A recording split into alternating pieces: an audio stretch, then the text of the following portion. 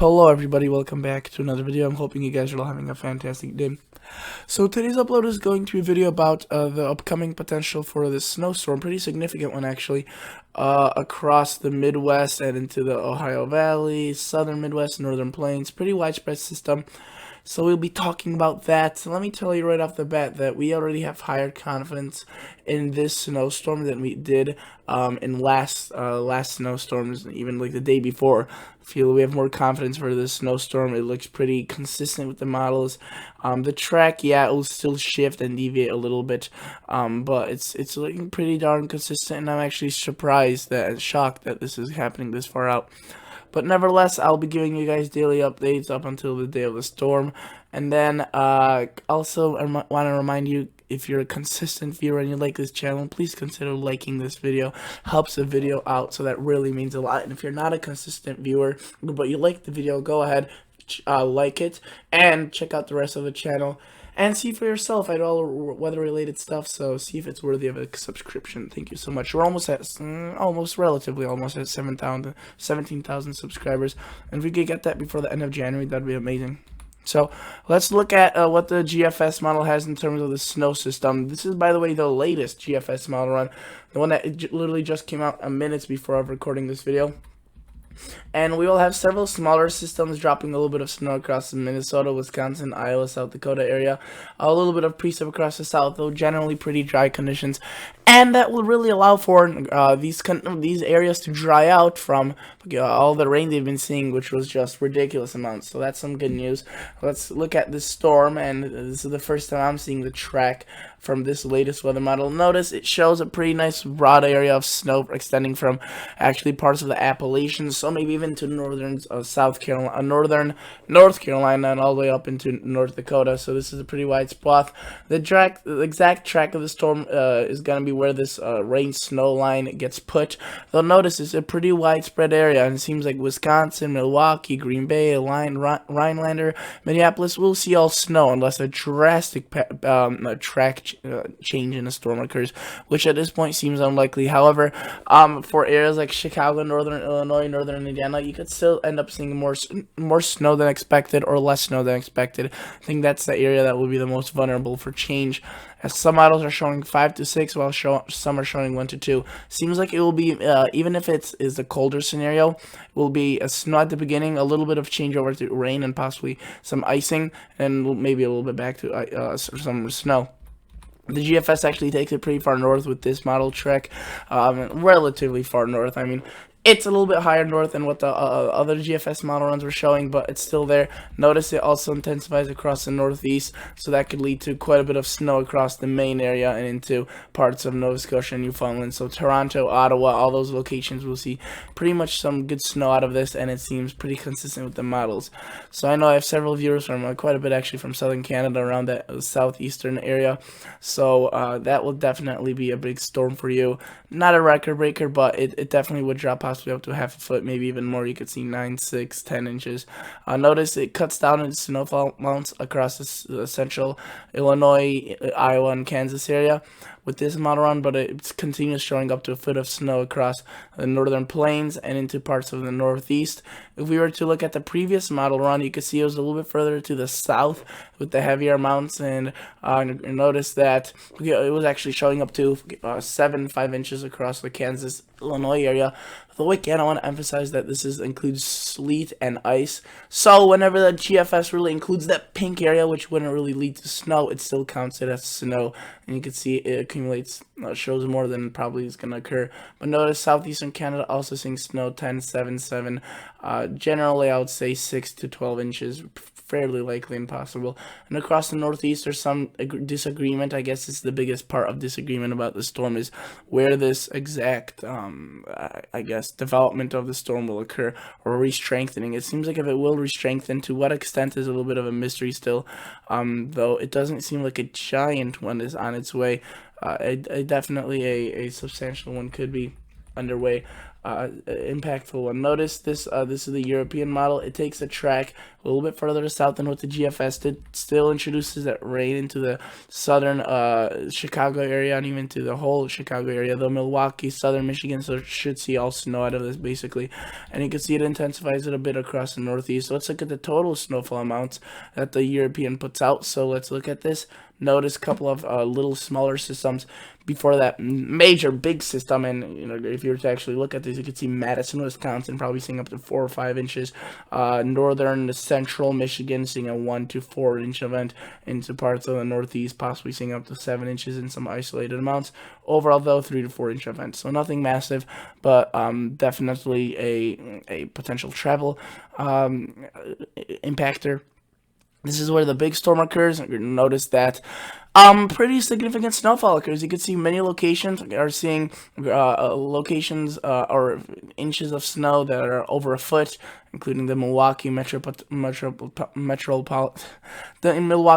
area, the Lansing area, also seeing possibly around that 1 foot mark. In southern Michigan, seeing some snow. Northern Illinois seeing some snow as well with the European model. Which one's right? It's tough to say. Last time the GFS had a better handle on that system that we saw, the European a little bit worse, so you can't just take the European as a winner. You could see northern 2/3 of Pennsylvania seeing over 4 inches, and then parts of interior Northeast seeing quite a bit, and it intensifies across Maine where it could drop up to possibly 2 feet of snow.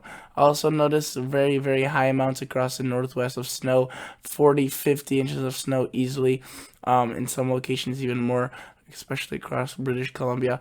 But that's the bigger storm for now. I mean, that's like the elephant in the room that we have to address. Otherwise, no snowstorms seem past that are huge, but again, that's just very far out.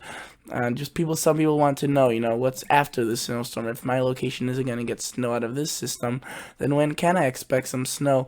And let me just quickly touch on the pattern, the upcoming pattern, just for a little bit, just to explain what's going to be coming after this. It seems that, again, the storm will occur with some vigor and some intensity, pretty large system. After that, it seems like colder air will dominate, be more present than previously, and a little bit of a calmer pattern, maybe a little bit less snowstorms, maybe a little bit more cold, sustained cold. So if you're more of a cold weather person and you just don't like snow but you like the cold, which is usually what the exact opposite of people I hear, they want snow, not really the cold.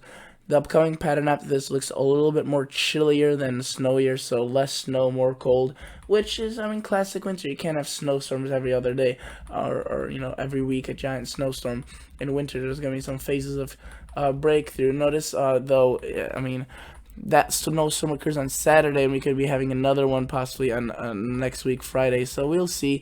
This is very far out, but notice it puts a pretty large system out in the Northeast, and then a little bit across the south as well. So we'll see. This is, again, in the making. But another thing I want to point out is with this colder air being more present, this increases the chance for snow across the southern U.S., which is extremely far out, but the models have been hinting at some, I'm not saying a single snowstorm, they've been hinting at some activity across the southern U.S. that may lead to a more, enhanced risk for some snow and ice across the southern U.S. So that is definitely something to keep an eye on for. I'm not saying that the pattern's really awfully conducive, or around the January 28th time frame, there will definitely be a snowstorm.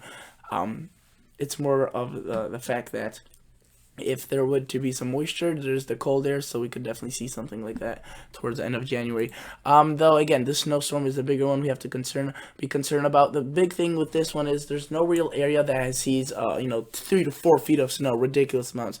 It's more like there are several areas that see, there's many areas extending from basically from western Minnesota all the way into Maine, and from central northern Illinois all the way up to the Canadian border, just a widespread 9, 10, 11 inches, 6.5 a foot plus, if not more, and then some isolated locations, actually quite a few locations, a foot and above. And these amounts may be a little bit underestimated, especially if the Kuchera snowfall ratios are more accurate, and these are just assuming 10-to-1. So we'll see sometimes a 10-to-1 underestimates the snow, sometimes it overestimates the snow, but with the intensity of this system, it looks as if it's doing a fine job. The Kuchera would probably show a little bit too much snow, but I will show you it on a GFS. As on a European model on this website, there is no Kuchera option. I could show you that though on weathermodels.com, which actually does contain that. So I will show you that in just a minute. Notice that the GFS puts out a good area of heavy snow with the Kuchera snowfall ratios, over 1.5 feet across these purple areas, or these red magenta areas, and then the purple areas is basically 0.5 feet and above. Some locations getting up to 2.5 feet. Possibly even 3. So let's look at now the European Kuchera snowfall amount. Now this is what the European puts out in terms of the Kuchera snowfall amounts, and as you can see, they are very significant, and that's why I'm not convinced that this Kuchera would be right, as this system doesn't look as if it will have this potential over such a widespread area to dump over 1.5 feet. I mean, this would be a crippling snowstorm at this point. 19 inches across the whole state of Minnesota, Wisconsin, most of Iowa, a good portion of northern Illinois, whole state of Michigan, New York, and into Maine, Vermont, New Hampshire, and Maine.